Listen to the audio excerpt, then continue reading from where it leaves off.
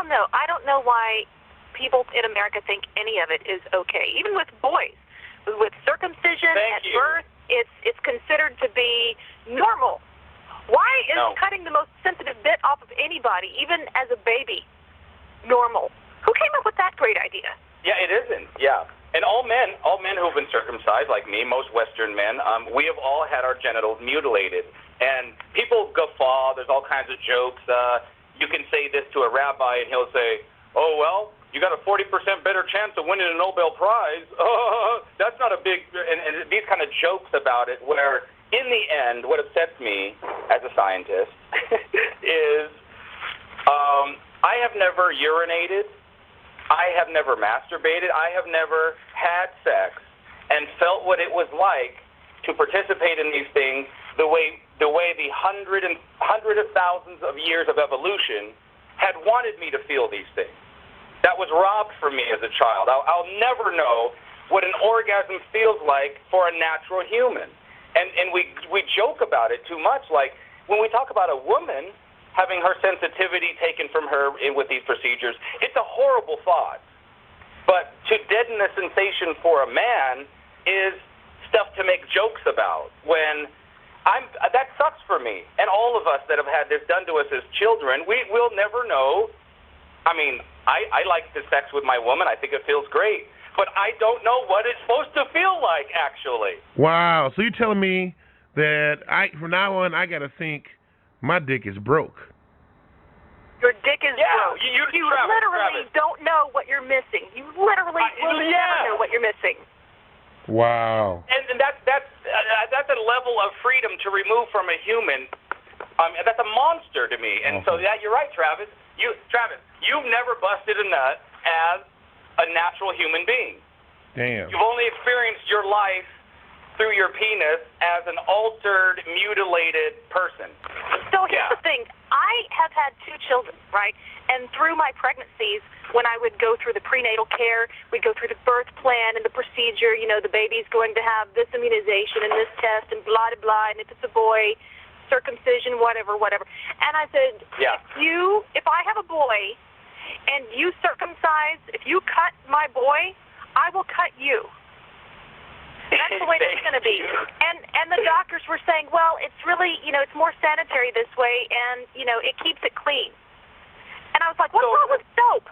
What? Soap keeps it clean too, doesn't it? What I would say is... We're not living in a desert. What I would say to a doctor is like, well, then what's next? I mean, isn't that amazing that medical science has found in the male and the female, which has, like I said, we've evolved for hundreds of thousands of years, and in the last few thousand years, because of religion, we found a piece on the body that was never supposed to be there, Mother Nature, you goofball. I mean, because to me, the arguments for not needing a foreskin are the same arguments that I could give you for not needing the eyelid. I think if we're going there, it would make a lot more sense to cut the nipples off men. You're not using those, are you? Woo! Yeah, exactly. Why not? Cut nipples? We'll have to go to the Jews. Could you rewrite the book and say that God wanted Abraham to cut off Isaac's nipples? And he almost did it, but he stopped, and then he killed the ram that God gave him, that sent him in the bush.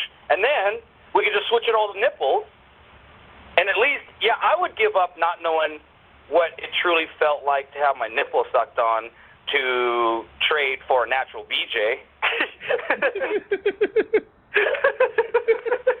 The extra skin that the foreskin is, which covers the tip of the penis when it's flaccid, keeps it, covered up, moist, and ready for usage when you need it. Kind of like when your eyes are closed, they're keeping your eyes covered from debris and moist for when you're ready to open them and use them, right? So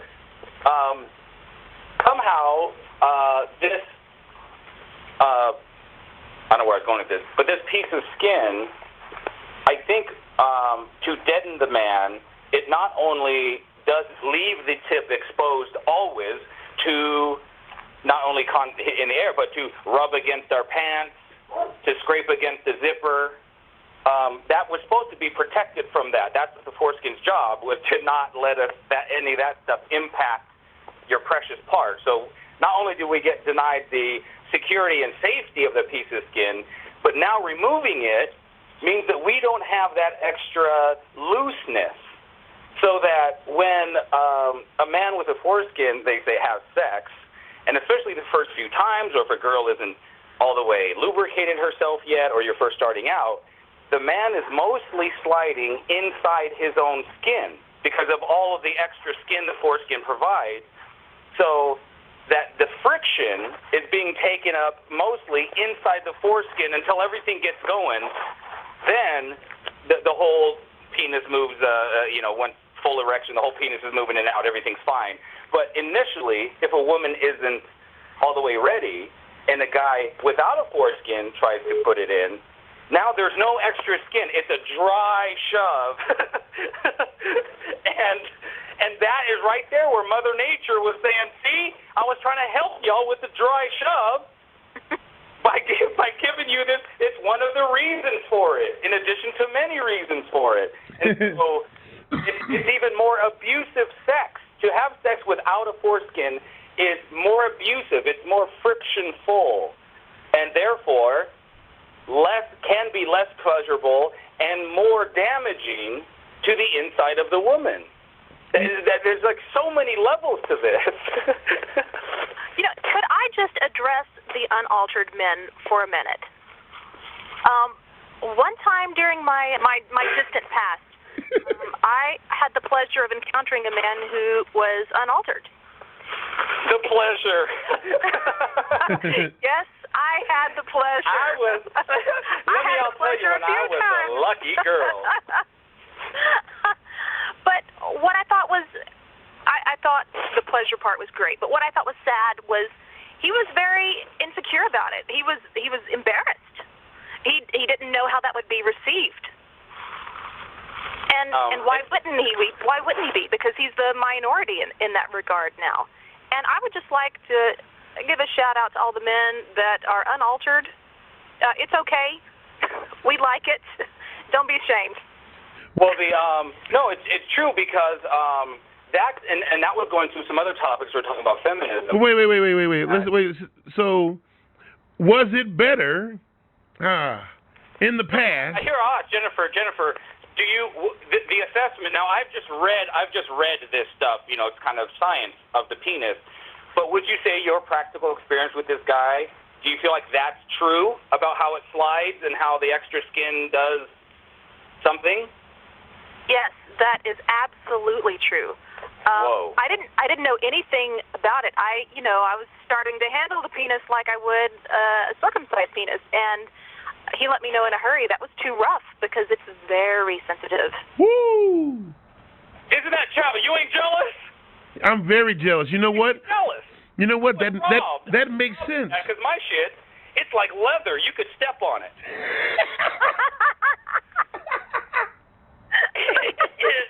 It needs, I mean.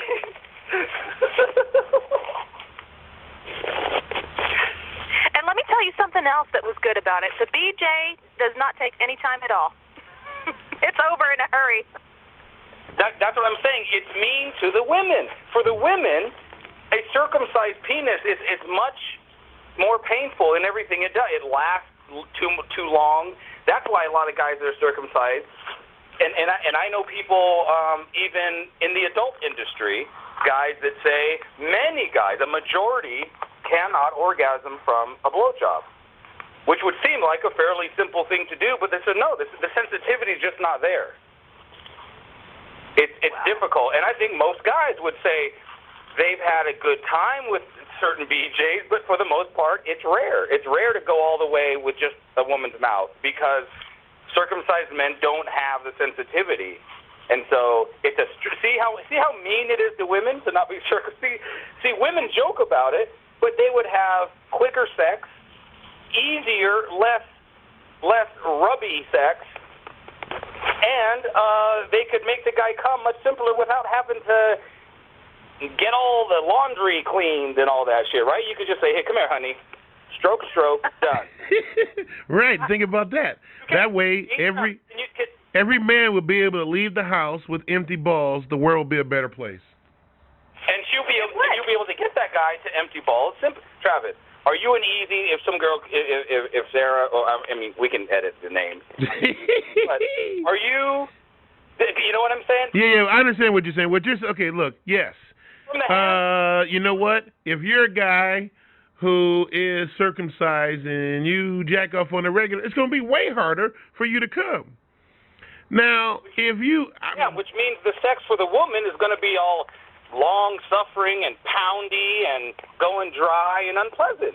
All of it comes from not having the foreskin. The fact that we think that Mother Nature fucked up with this thing, do you know that she has known what we've needed this piece for forever? That's why it's there. Like, believe me, when modern doctors are saying it's cleaner and it's better, I'm like, well then, doc, how did we get here? Through malaria, through the Black Plague, from the savannas of Africa, traveling. How did human beings make it here with this thing that has been fucking us up? It obviously is the opposite. We're here. We have to understand that we're here. 100% of the reason is everything on our bodies has been necessary. And so for Western medicine to say, no, Tana, except this piece, that's mind-boggling. That we have one thing that we don't need that's hanging outside our body that we should cut off at birth. That's unbelievable logic to me, to think that, well, it can get dirty and some little boy might not know how to clean it out and it could get infected or whatever. I go, let's let that happen. Let's let that happen. Let's see what kind of dirty adults are around our young men and don't teach them that. Let's see what nasty schools and churches don't let boys know how to clean themselves, right? Like let's try at least. To go to cut it off, that's not the first thing to do. Yeah, like give me some Q-tips and a little alcohol and let me practice. Yeah. Say worst case scenario, you get an infection. Wouldn't you rather just take the antibiotics and deal with the infection? Yeah. The military, all the dicks are cut in the military, and the VD is rampant.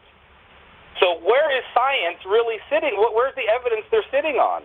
You should not be taking advice from that book on what to do with your genitals, or any one book. The Bible, and it starts from Judaism, and the modern doctors just, I guess Judaism is so connected to medicine and learning, and there's a lot of Jewish doctors and dentists and blah, blah, blah, that maybe it's just like, fuck it, why fight it? Why make a fuss if you're a doctor, right? Why stir the pot? Just snip all the boys and just not bother, not really have any sense with it. To say someday, if you're going to snip off the end of my penis because you think I might not be able to clean it properly, well, then what about cavities and teeth? And then we need to pull the teeth out of children because they're probably going to rot. Chances are kids will eat sugar and get a cavity. Actually, that's high. It's so high, I think it warrants pulling all the teeth out because some will be rotten in some kids.